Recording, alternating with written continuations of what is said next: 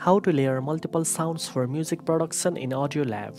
First of all, open the app on your device and make sure you are on the main dashboard. Then navigate to the Audio Editing Tools section and select the Mix tool.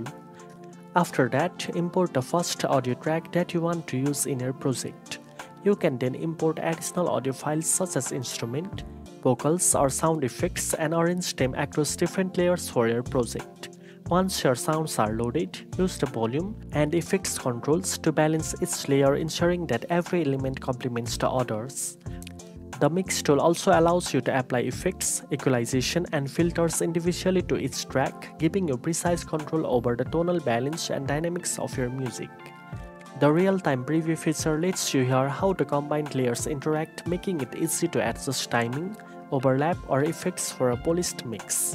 Once you are satisfied with your layered composition, you can export the final track in high-quality format. Now you know how to layer multiple sounds for music production in AudioLab. If you found this video helpful, don't forget to like, share and subscribe for more audio editing tips. Thanks for watching and I'll see you in the next one.